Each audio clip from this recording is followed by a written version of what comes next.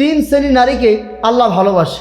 আপনি জানলে অবাক হবেন, তিনটি কারণে আল্লাহ নারীদেরকে ভালোবাসে। যেই নারী এই তিনটি গুণ তার মধ্যে আছে অথবা তিনটি কাজ তিনি করে, ওই নারীকে আল্লাহ তাআলা ভালোবাসেন। আপনার জন্য এর চেয়ে বড় পাওয়া, এর চেয়ে বড় চাওয়ার কি হতে পারে যে আপনাকে আপনার রব আল্লাহ ভালোবাসে। সুবহানাল্লাহ।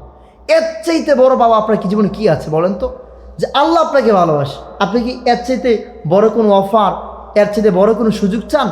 অবশ্যই আমি মনে করি আপনি বুদ্ধিমান এবং বিবেকমান, আপনি কখনো এর চাইতে বড় কোনো অফার আপনি চান না, সুযোগ চান না যে আমার আল্লাহ আমাকে ভালোবাসে। ওয়াও, কি সুন্দর। আর আপনার তিনটি গুণের কারণে। আমি যদি বিশেষ করে একজন মহিলা হতাম, তাহলে মজার বিষয় হচ্ছে আমি এই সকল 3-4টি কাজ এগুলো বেশি করে করতাম। কারণ আমরা যেহেতু পুরুষ, আমাদের অনেক দায়িত্ব, আমার ফ্যামিলির বিষয়, আমার বউয়ের বিষয়, আমার সন্তানদের বিষয়, এই বিষয়গুলো আমাকে কবরে পাই টু পাই হিসাব দিয়ে জানা যেতে হবে। কিন্তু একটা মহিলার জন্য কত সহজ, একটা নারীর জন্য কত সহজ, আল্লাহর একদম কাছে, একদম নিকটতম হওয়া কত সহজ। প্রত্যেকটা মহিলা যদি জানতো, আমি মনে করি দুনিয়ার এই যা কিছু আছে সব কিছুকে বাদ দিয়ে রবের পছন্দনীয় বান্দা, রবের ভালোবাসা পাওয়ার জন্য সবাই একদম পাগল পারা হয়ে যেত। যেহেতু আমাদের ইসলাম নিয়ে জানা নাই, যেহেতু আমরা ইসলাম নিয়ে গবেষণা করি না, হাদিস নিয়ে গবেষণা করি না, যার ফলে আমাদের মধ্যে গুণগুলো নেই। আল্লাহ 1 নাম্বার ওই সকল নারীদেরকে ভালোবাসেন যারা সৎ, যারা সৎ, যাদের মধ্যে হিংসা নাই। সতের মধ্যে অনেক ক্যাটাগরি আছে, যাদের মধ্যে কোনো ভেজাল নাই। নারী বলতে আমরা বুঝি একটু ভেজাল টাইপের, নারী মানে বুঝি একটু প্যাস করাওয়ালা, নারী মানে বুঝি আমরা একটু ঝগড়া টাইপের। কিন্তু না, সৎ ওই নারী যিনি ঝগড়া অপছন্দ করেন, সৎ ওই নারী যিনি কথা কম বলেন, সৎ ওই নারী যিনি কথা বলার সময় চিন্তা ভাবনা করে খুবই একদম পাইটে পাই হিসাব করে কথা বলেন, যে আমার এই কথা আমার আল্লাহ শুনছেন, আমার এই কথা আমার আল্লাহ দেখছেন, রেকর্ডিং করছেন, ফেরেশতারা লিখছেন, এবং আমি যা বলছি এগুলো কিয়ামত দিন হিসাব দিতে হবে। এই চিন্তা করে ওই সৎ মহিলা প্রত্যেকটা কথাকে, প্রত্যেকটা জায়গাকে, প্রত্যেকটা সেক্টরকে একদম সততার সাথে, একদম আমানতকে সেভ করে সেই সকল সৎ নারীদেরকে, সেই সকল ভালো নারীদেরকে আল্লাহ সুবহানাহু ওয়া তাআলা ভালোবাসেন। তাহলে যে সকল বোনেরা আমাদের ভিডিওটা দেখছেন তাদেরকে বলছি, যদি আপনার মধ্যে এই গুণটা থেকে থাকে, আপনার জন্য সুখবর, আপনার আল্লাহ আপনাকে ভালোবাসে। আর যদি আপনার মধ্যে সেই গুণ না থাকে, সৎ, আপনার মধ্যে একটু আপনি ঝগড়াটু টাইপের, একটু কথা বেশি বলেন, একটু কথা একটু বেশি বলেন, একটু ঝগড়া করেন, একটু আপনি মানুষের গীবত করেন, একটু প্যাস করেন বেশি, এমন স্বভাবে হয়ে থাকলে লিওয়াজহিল্লাহি, আল্লাহ রস্তে এটা পরিবর্তন করুন। আপনার মধ্যে সততা আনুন, আপনার জায়গায় যে আমানতগুলো আছে এগুলোকে সেভ করুন। এরপর হচ্ছে আল্লাহ সুবহানাহু ওয়া তাআলা ওই নারীকে ভালোবাসেন যে নারী আল্লাহর দেওয়া, কোরআনের দেওয়া এবং নবী করিম সাল্লাল্লাহু আলাইহি ওয়াসাল্লামের দেখানো সমস্ত হুকুম আর আহকামগুলোকে সুস্বাগতম, এবং সেগুলোকে সে স্বেচ্ছায় মেনে নেয় এবং এগুলোকে পালন করার জন্য তার জীবনটাকে উৎসর্গ করে দেয়। অর্থাৎ যে নারী তার জীবনের সৌন্দর্য রূপচর্চা পর পুরুষের সামনে প্রদর্শন করে না, পর পুরুষকে দেখায় না, নিজের সৌন্দর্য যা কিছু রয়েছে তার রবের দেখানো সব কিছুকে পাই টু পাই চেষ্টা করে সর্বোচ্চ 100 থেকে 100 পালন করার, এবং নবী করিম সাল্লাল্লাহু আলাইহি সাল্লামের দেখানো পথে চলার চেষ্টা করে, ওই নারীকে আল্লাহ সুবহানাহু ওয়া তাআলা বেশি ভালোবাসেন। তাহলে আপনি বলেন তো, আল্লাহ তাআলা বলেছেন ওয়াকারনা ফি বুয়ুতিকুন্না ওয়ালা তাবাররাজনা ওয়ালা তাবাররুজাল জাহিলিয়াতিল উলা।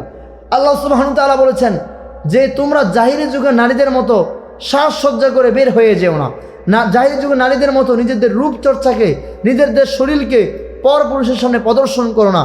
আল্লাহ তাআলা বলেছেন, তো যে সকল নারীরা নিজের এই সকল রূপ আর সৌন্দর্য পোশাককে সেভ করে, আমানত আল্লাহর দেওয়া সে হুকুমকে মেনে নেয়, নবী করিম সাল্লাল্লাহু আলাইহি সাল্লামের দেখানো হাদিস অনুযায়ী তিনি বলেছেন যে নামাজ যেমন দৈনিক 5 ওয়াক্ত, আপনি ফজর নামাজ পড়লেন তো আল্লাহ সুবহানাহু ওয়া তাআলা আপনাকে দিনের 1:30টা পর্যন্ত বিরতি দিলেন, ছুটি দিলেন, যাও বান্দা তুমি জমিনে ছড়িয়ে পড়ো, যাও বান্দা সব কাজ করো।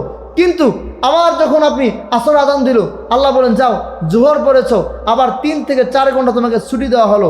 আসর পড়লেন, আল্লাহ বলে যাও, আবার 2 থেকে আড়াই ঘন্টা তোমাকে ছুটি দিলাম, বিরতি দিলাম, যাও রেস্ট নাও, কাজ করো, পরিশ্রম করো। আবার মাগরিব পড়লেন, আল্লাহ বলে রাত যত বিশাল, তুমি ঘুমাবা, সারাদিন অফিস করেছো, পরিশ্রম করেছো। আবার আল্লাহ বলেন এশার নামাজ দিলাম, 2 ঘন্টা 1.5 ঘন্টা পর নামাজ পড়ে ঘুমিয়ে যাও। কিন্তু এই যে নামাজের ছুটি আছে, নামাজের ছুটি আছে, বিরতি আছে, কিন্তু পর্দা এমন একটা বিধান, এটা অল টাইম 24 ঘন্টা, জীবনের শুরু থেকে নিয়ে মৃত্যুর আগ পর্যন্ত।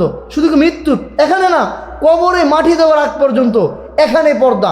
এত পর্দা যেখানে 1 সেকেন্ডের জন্য আল্লাহ ছুটি দেন নাই, 1 সেকেন্ডের জন্য বিরতি দেয় নাই। যে নারীরা নিজের পোশাক, রূপচর্চা আর সৌন্দর্যকে আল্লাহর দেওয়া অকরনা ফি বুয়ুতিকুন্না ওয়ালা তাবাররাজনা ওয়ালা তাবাররুজাল জাহিলিয়াতিল উলা, যারা নিজেদের এই রূপচর্চা, আল্লাহর দেওয়া হুকুমগুলোকে অল টাইম 24 ঘন্টা একদম পাই টু পাই করে আদায় করে, আল্লাহ বলেন আমি ওই সকল নারীদেরকে ভালোবাসি, আমি ওই সকল নারীদেরকে ভালোবাসি। এবং ওই সকল নারীদেরকে আল্লাহ সুবহানাহু ওয়া তাআলা কিয়ামতের দিন, হাসরের দিন মা ফাতেমা রাদিয়াল্লাহু তাআলা আনহা, খাদিজা রাদিয়াল্লাহু তাআলা আনহা, সুমাইয়া রাদিয়াল্লাহু তাআলা আনহা, সমস্ত জান্নাতি নারীদের সাথে তার জান্নাত হবে। সুবহানাল্লাহ। এর চাইতে বড় পাওয়া, এর চাইতে একটা নারীর জন্য জীবনে বড় পাওয়ার কি হতে পারে? তাহলে অবশ্যই 1 নম্বর কি? সৎ। 2 নম্বর হচ্ছে আল্লাহর দেওয়া হুকুম, আল্লাহর দেওয়া বিধান, নবীর দেখানো পথে যে সকল নারীরা নিজের জীবনকে পরিচালনা করবে তাদের জন্য সুখবর।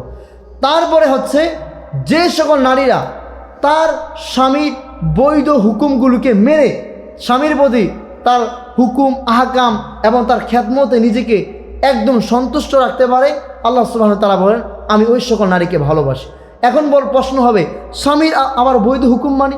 স্বামী আপনাকে বলছে যাও কিস্তি করে যাও, তো আল্লাহ বলেন নো, কিস্তি সুদ লেনদেন করা যাবে না। স্বামীর এই হুকুমকে আপনার ভালোবাসা দিয়ে, আপনার বিভিন্ন সিস্টেম অনুযায়ী তাকে বুঝিয়ে রাখতে হবে। স্বামী বলছে নামাজের সময় চলো শাড়ি পরলে তোমাকে সুন্দর লাগে, আসো আমরা রাস্তায় বের হয়ে যাই, আপনি স্বামীকে বোঝাবেন, বুঝিয়ে সুন্দর করে বোরকা পরে বের হবেন। অর্থাৎ আপনার স্বামী যদি দিন না বোঝে, ইসলাম না বোঝে, আল্লাহর হুকুম আহকাম না বোঝে, আপনি আপনার জায়গা থেকে, যেহেতু সে আপনার লিডার, যেহেতু সে আপনার জায়গায়, সেই সব কিছু আপনি আপনার জায়গা থেকে সর্বোচ্চ চেষ্টা করে আপনি আপনার সংসারকে দিন মেনটেন করার চেষ্টা করবেন। এই 3টি কাজ, এই সহজ 3টি কাজ যে সকল নারীরা তার জীবনে গ্যারান্টি দিতে পারে, আল্লাহ তাআলা তাকে ভালোবাসে। তাহলে আপনি বলেন তো এই সহজ কাজগুলোকে আপনি পারবেন না?